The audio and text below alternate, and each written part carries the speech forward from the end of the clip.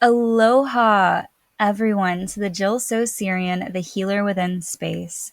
Here, I share with you my opinions on inner healing, esoteric teachings, discipline as a catalyst for our own evolution, and my own journey to divine health and wellness. Thank you for tuning in. Today, I would like to discuss with you my own opinions on love, the vibration of love itself. So, if you hear any noises in the background, it is storming here today, so we do get that magical noise of rain droplets, maybe some thunder you might even hear. You might hear my wind chimes singing to us on the porch as the wind blows. So, just kind of so you get a little background of what's going on here. I also do have a cup of matcha. It is full of ice, so you might hear me every once in a while taking a sip of it to kind of get the body up and going. So, how is everyone today? Thank you so much for tuning in. So, first, let's discuss what the space is, as we talked about in the very beginning, for discipline, evolution, health, and wellness. What is Sirian? So, Sirian represents the Sirius star, which has to do with the god Anubis. So, the Sirius star is the biggest and brightest star in the sky that we can see, and it is called the dog star, and therefore it is also related to the Egyptian god Anubis, who was thought to be Hermes or Thoth in the living realm. This god or deity also is associated with bringing souls and helping souls cross over to death. So you can also think of him as maybe the Grim Reaper, even Azrael, if we're hitting all the boards, like just across all religion. So I really resonate with the Sirius star. It's almost the first thing that I see almost every night if I look up into the skies.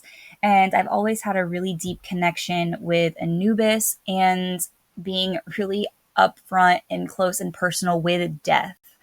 Being that close to death, not in myself, but seeing it in others ever since I was a small child, has really shifted my perspective. And I think it just does something to the human body, psyche and genetically, to be exposed to death at a really young age. And I think it's for the benefit. And I think people that have been exposed to death at a young age have a very special gift and skill that they're able to help their fellow humans on the planet manage, understand, and guide them through the process of maybe their loved ones passing away, or are able to have maybe just a more grounded understanding of the finite time that we have here on the human or in the human avatar. So that is why I call it the Jill So Syrian space. The healer within is truly regaining and claiming my power and all of our power as being the divine healer. It is no one's responsibility to heal ourselves. It is except for ourselves. It is no one outside of ourselves' responsibility. We have to take responsibility for our own healing. And yes, we can look for help, but that'll be another conversation. So today, I really wanted to come on here and discuss with all of you love, the vibration of love itself. So when we think of different emotions and the emotion wheel, we might think of core emotions like fear. And things that surround fear are going to be like maybe anger or jealousy. And then maybe we think of like a core emotion of like sadness, and different things that stem from sadness are going to be like maybe depression or apathy, feeling kind of despondent. But when we really think about the true vibration of love, it is not only an emotion that could be on the emotion wheel, it could be in the center of the wheel, I like to think. Because love not only is, I guess, a feeling, but it's truly a way of being. When we are in love, when we are truly in love, we stand in a place of acceptance. We stand in a place of openness and willingness to see people exactly where they are on their journey without judgment. And this is very important for us to remember as humans, because we live in a state of fear. I feel like the general public a lot. And this place of fear comes from a fear of death, a fear of lack, a fear of being without, a fear of not being liked. So we do things and we act or behave a certain way under the condition that we will receive love outwardly from someone else. Now, this feels real, even though it's an illusion. So, true love, being in the vibration of love, which is the vibration of creation, all creativity and means of evolution and ascension in the human all come from a place of this divine love center. Think about how we create our babies, how we create other humans. It comes from this sacred experience, and it's truly a sacred union bond, a sacred ritual, if you will, of the two becoming unionized in love to create life, right? So, love should always feel unconditional. So, what I mean by that is when we put these thoughts in our minds as if I have to do this or that for this person to respond to me with the love that I want, or I will lose them. Like this is false in the sense of it's an illusion in our mind, a story that we tell ourselves that only keeps us in pain. So, but it happens so often. It happens for so many generations. We see it maybe with our parents, our grandparents, our great grandparents. We see it reflecting in our families, maybe our friends, and it comes with expectations. And true love doesn't have any expectations. True love is, like I said, unconditional. So let's touch on unconditional because it can kind of get a really strange reputation. And what I mean by strange reputation is maybe someone might take that in a way of, abuse or someone treating you poorly, like loving them still. No, that's not what it is. Unconditional love is being able to look at someone, see them exactly where they are without wanting to change them or judge them. And you watch them grow. You watch them grow, you watch them change. You watch their opinions change. You watch their favorite colors change. You watch their favorite animals change, their food change. And you're accepting of that. You watch their minds change. Maybe they tell you something 5 years ago that is true for them in that moment, completely true, honest, and what they want. And then 5 years later, they're different. They change as a person, so their opinion changes. And this is listening to that opinion, hearing them, understanding them, and not holding them to who they were, not attaching to who they were, because no one will ever be that same person that you used to know, ever. We are all changing at all moments of time. And this is a type of unconditional love that is the all. It is the all. You can think of it as the divine love of God. You can think of it as the divine love of the universe, of nature. But this is the true only state of love in being that I see is infinite. And it is infinite in the way that it always allows people room and space to grow. It does not attach to old paradigms. But too often, especially with our children and our lovers, like we put them in boxes. I will only love you if you behave this way, if you do this thing affirm me? What can I gain out of your existence that will make me love you? Well, that is not love. That is fear. That is fear that is a controlling nature. And I'm here to speak up on that for people. I'm here to tell you that is not what love is. But do understand that people who might be treating you that way don't mean it personally. And this really is brought forward out of their own fear, out of their own fear of death, out of their own fear of abandonment, out of their own fear of betrayal, out of their own fear of persecution, whatever it is. They have a deep rooted fear that is causing them to behave this way. And it can cause us to behave that way as well. So we have to acknowledge that within ourselves. Where in our lives are we putting like restrictions on people's growth? Where in our lives are we putting people that we think that we love into boxes and not allowing them to break free? Where are we putting people that we love in a box like, oh, you're just still a little girl, even though they're 40 years old? Or, oh, like, this is too dangerous for like, just where are you putting boxes on people so that they are having trouble owning their truth, owning their strength? It takes two. It always takes more parties than one to engage in this pattern like behavior, but acknowledging it is the first step. So I also want to talk about unconditional love related to abuse. So a lot of times when people hear unconditional love, they'll maybe like turn their nose up to it or not really understand it in regards to abuse.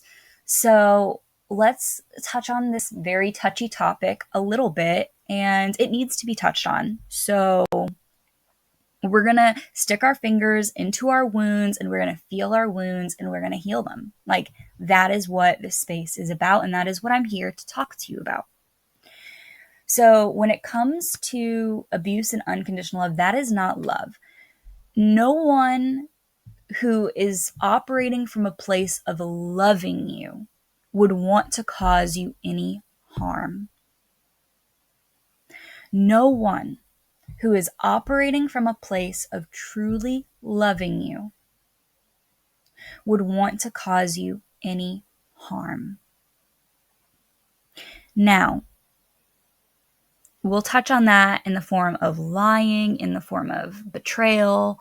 But first, I really want to touch on that statement in the form of abuse.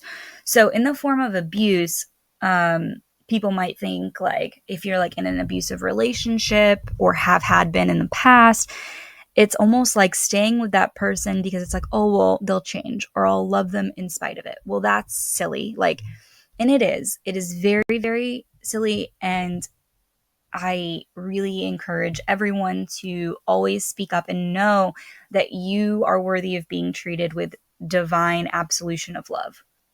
Like, and you will find it. So a lot of people also will act in a place of fear, being like, well, I love this person, so I can't leave. If you've heard of that in your life, if you know anybody who's been there, well, really they're acting in a place of fear and unworthiness because they might be afraid that they won't find anybody else. Well, that's a place of fear that isn't love. So that's where I wanted to touch on unconditional love and love. So unconditional love isn't allowing people to break your boundaries and mistreat you and pull you down and try to take away your power. That isn't love. Okay? That is not unconditional love. Unconditional love is loving someone through their changes, through their self-discoveries. Unconditional love is seeing someone exactly where they are on their life journey and embracing that without judging it, without trying to push them in one direction or another. It's like allowing someone to be. It's like doing no harm, right? That is true love, doing no harm. So I really wanted to touch on that. So now let's talk about lying and betrayal as love. So we must understand that when someone lies to us or when someone betrays us, that doesn't necessarily mean that they don't love us. So sometimes what happens, I think, is the person who is doing the lying or the betraying might does feel love typically. Let's just say this person feels love for another person, but they're operating from a place of fear. because they're afraid of losing this other person. So two things can either happen usually here. Maybe there's a third option, maybe there's a fourth option. But we're going to go on two options from a person operating from fear of losing someone else. One, they could just lie to them, right? And that in return could cause the other person to lose trust in them. And they operate from that place, from not feeling worthy, afraid of judgment, etc. Or they could be so afraid of losing a person, they purposely go out and do things that they know would probably cause this person to leave. So then they could fulfill the self-fulfilling prophecy and then just be left alone, thinking like, why does this always happen to me? Or why do I always do this? Because they're afraid. Again, operating from a place of fear. Because when we operate from a place of true unconditional love, we can speak our truth. We can be honest. We can be completely honest with all of our guards down. We can say all of the muddy, murky, painful things that could haunt our minds to people and to the ones that we love, and we can allow them to hear us from a place of non-judgment. Now, it does take two. Of course, if you do open up to someone like that and they try to use it against you, that is not from a place of love, and I would suggest like exiting that situation. So I also want to discuss on like who to have in your life versus who not to have in your life. So operating from places of unconditional love, this can relate to friendships, this can relate to partnerships, to family members, coworkers, etc. Like, it doesn't matter. It can touch everybody. But people show you who they really are. And when they do that, I highly suggest that we all listen. And when I say who they really are, I'm not saying they can't change, because unconditional love is showing room for people to change, but that doesn't mean you have to give them access to you while they're on the process, or while they're in the process of finding their own inner love, to operate from that place out of fear. To break free of fear is what I mean by out of fear. So you don't have to give them access to you. So if you reach out to a friend and you tell them, like, you just speak your mind, right? And you completely speak your mind and you're completely open about things that are honest to you. This friend might not agree with you. That would be a typical situation of the friend not agreeing with you, but them being able to understand, like, see your perspective, even though they don't agree with you at all, right? And then you can still be friends. You talk about it, have a discussion, and you come to a mutual understanding. That's friendship. Now, if you reach out to this person and it's a make or break situation where you talk to this person and you tell them how you feel and they don't respond well, or they don't respond at all, that is showing up for you right there.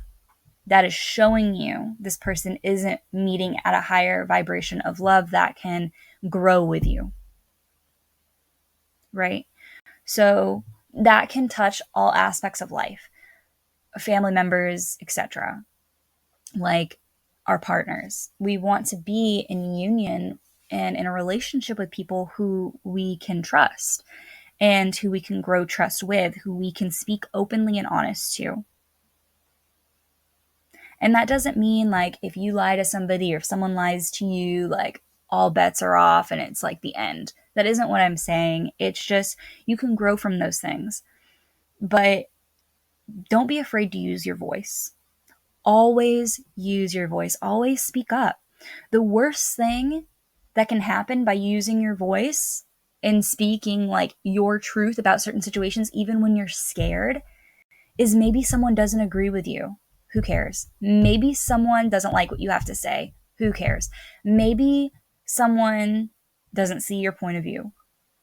Well, at least you tried. At least you opened up the door for communication to try and mend that, to try to share that. And that to me is love. That is a place of true understanding and love. And also a place of love is knowing when to keep your mouth shut. So it's a balance of opening up and being honest when it comes to certain things, like our opinions about situations, our feelings about situations, or just overall communication. because you want to be heard, you want to feel heard, and you want to access this place of non judgment with those who really vibrate on the unconditional love scale of frequency. Now, what do I mean by knowing when to keep our mouths shut?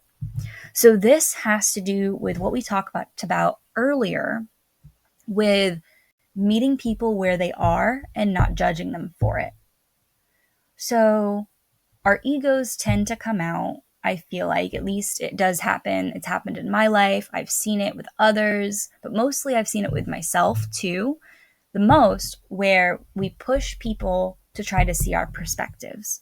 We push people to look through our lenses, but they're looking through their own lenses. They have their own eyes to experience their own reality, to experience their own feelings, to go on their own path, to go on their own journey. And we have ours too. So sometimes unconditional love is taking a deep breath, holding it at the top, and a nice deep exhale. Exhaling acceptance and love for those we care about, because their life is theirs. Their life is theirs. It belongs to them to have their own experiences. Whether it be your siblings, your parents, your cousins, your aunts, your uncles, your friends, someone you meet on the street. Their views about religion aren't yours to try to sway or, sway in a different direction. Their lifestyles, what they enjoy, their hobbies, like though you and yours aren't to push on others. Of course, like share all of those things if it's appropriate, if there is an open window for conversation. And there should be in a place of pure love. In a place of divine love, there is always room. It is infinite. It never ends. Like a place of vibrating from true divine love only holds more space. It only grows. There is never a finite amount. It is infinite. You can always make more room in your heart to love more things, to love more people, and to share the space for people to love the same things that you do. It is sharing the things that you love with others. Have you ever heard like the expression, like, if you love something, give it away? I think that really comes from the idea that there is an infinite amount of love to share and to give. There will always be space to make more room in your heart for things, for others, for opinions, for views. There will always be room. So share your favorite book, share your favorite music, your favorite song artist, share your favorite place to go. But this isn't being naive to the fact. So let's also remember that from a place of love, not everybody on the planet is going to be vibrating from a place of love. So this is where it comes into play with protecting our own energy, as we talked about before when we discussed abuse. So protecting yourself is just as important as being open. And you kind of, as you go through life and as you learn how to vibrate from a place of pure love and how to think from a place of pure love, it doesn't happen all the time. We shift back and forth all the time. Like maybe one moment we're in a place of full unconditional love, and then something happens and we feel frustrated and we're back at a place of fear, and we have to take a deep breath and we have to reunite ourselves with love, right? And how to approach a situation. Well, not everyone is going to have your best interest at heart. It just is what it is. Some people are not vibrating from a place of love. They're vibrating from a place of fear, which can cause them to feel jealous, which can cause them to feel fearful. And from this place, they might want to try to break you down. So I would be mindful on who you share your trials and tribulations with, like your failures in a way, things that hurt you or bother you, because sometimes that feeds these people that pretend to put on the sheep's mask as a wolf and pretend to be your friend, pretending to be someone who cares about you, and then says things that try to break you down in a very manipulative way. And then you might be thinking, oh, well, are they my friend? I don't know. They said this thing that made me feel this way or caused my emotions to feel this way, like kind of really pushing me in a direction of not understanding. And I would like us to acknowledge that all of these things are vital. So it is a good thing because people mirror back to us our own wounds. So if someone in your life says something to you that really pushes a button, we can see immediately what we need to address to grow as a person. However, that doesn't mean that this person who did this, that brought this forward by mirroring it back to you, deserves to be in your life. It could mean that they were in your life, they came into your life, they were in your life for a certain period of time, they brought some stuff forward. Now you're going to work on it, and you do not allow them to have access to you anymore because they obviously wouldn't have your best interest at heart. That is something for each individual to discern and to decide, and we only learn this through experience. There is nothing that we can really read or hear from others that teaches us better than our own experience for the most part. There might be some exceptions, but again, when it comes to emotional matters of the heart, emotional matters regarding the vibrations of love and fear, experience is going to always be our best teacher.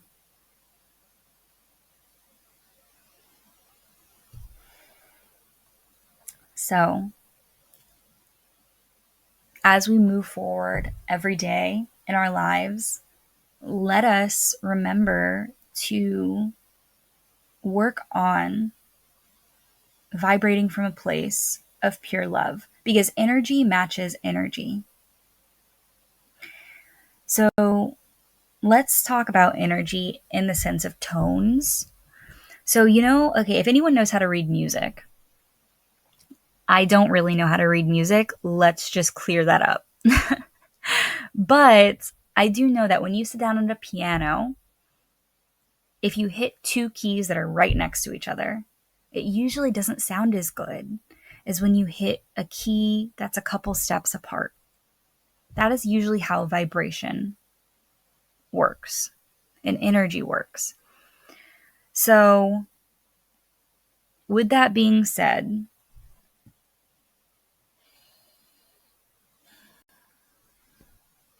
let's think about love and vibrating from a place of true love and getting back to that. Fear and love don't always, they coincide, but they don't. So they don't sound good next to each other, right? So if you're vibrating from a place of fear, and what I mean by vibrating is our thoughts, what they'll do is they'll interact with the cells in our body. They like put out a little code in our cells, and our cells vibrate around us and attract whatever we're putting out. We're like a giant cellular beam, like a cell tower, like a telephone tower, right? And we're putting out these like frequencies for what we want to attract. So the more we're putting out like fear in our thoughts and our minds and our actions, the more fear and like pain or sorrow we might even attract into our lives. We might even attract people who don't want the best for us. And the more we vibrate in a way of love, we can attract love. Now, that isn't saying that when we're vibrating from a place of love, we can't attract negative people, because, we can. Because what happens too often sometimes, a lot of the time, is that when we're vibrating from a place of pure divine love, like people who don't want our best interest at heart or who want to tear us down will see that, will see us shining super brightly, and they could want to tear us down instead of wanting to build up to meet us there. So I think it could be our job on the planet for people really striving to live in a place of love to really work with other humans and to build them up, especially females. Now, we can talk about the sisterhood in another video, but we can really just touch on it a little bit here. But I really want to talk about the sisterhood more in depth for women breaking down women out of jealousy. And it's an anthropological thing for our own survival. But at the same time, like, we really should be looking at women from a place of love, other women, and wanting to collaborate rather than challenge and destroy. Love as a collaboration, as a beautiful means of acceptance, rather than trying to break other women down through judgment, through shaming, through guilt. That only colors us corrupt. It only colors us in a paint that is ashy and dull. And we want to be glowing, iridescent, and vibrant.